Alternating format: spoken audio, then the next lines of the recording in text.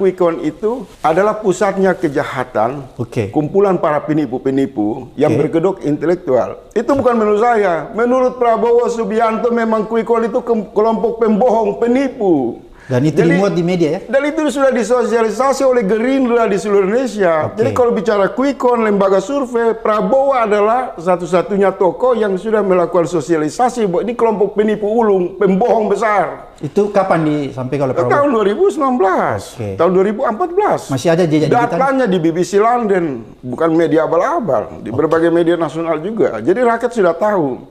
Kalau mau mencari para penipu berbasis data abal-abal, bertopeng intelektual, itulah lembaga-lembaga survei yang punya kemesraan dengan kekuasaan. Mereka menjadi instrumen kepentingan untuk melanggengkan kecurangan. Tapi hari ini Prabowo menggunakan jasa yang sama. Jadi lembaga survei itu lagi. Seolah Prabowo bekerja sama dengan pembohong untuk bagaimana bisa menang dengan cara kebohongan.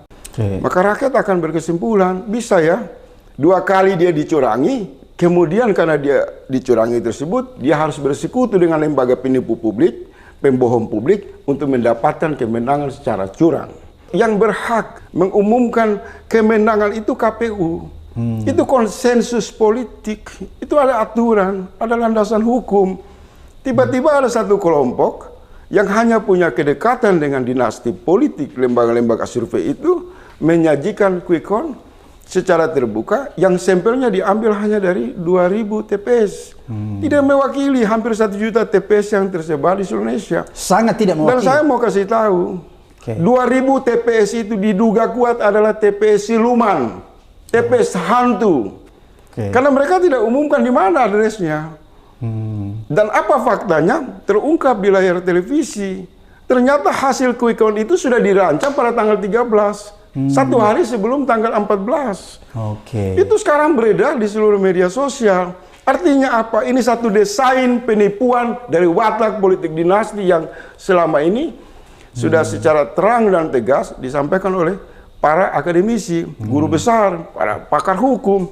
Jadi tindakan Quick Count ini adalah pembenaran bahwa dinasti politik terlalu jauh bergerak memandu kecurangan bernegara, kecurangan berdemokrasi yang dapat mengancam. Dan apa yang terjadi hari ini itu terkonfirmasi lewat film itu ya? Iya, Dirty Vote. Jadi survei-survei, bansus-bansus, semua proses intimidasi politik, diskriminasi politik. Hari ini terbukti.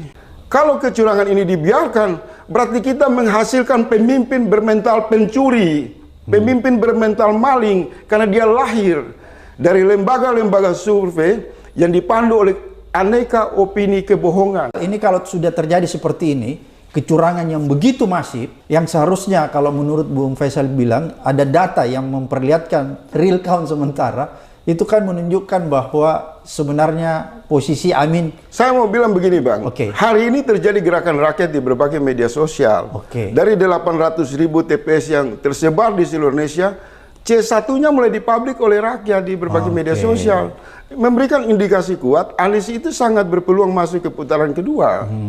Bahkan unggul di atas 60%. Silakan lihat di Twitter, lihat di Instagram, lihat di YouTube. Rakyat berpartisipasi, memberikan bukti. Ini loh TPS ini Anies menang, TPS ini Anies menang. Sementara kelompok yang mengusung Prabowo dengan menggunakan instrumen lembaga-lembaga survei itu hanya berbicara dalam topeng-topeng akademis yang tidak bisa menunjukkan fakta.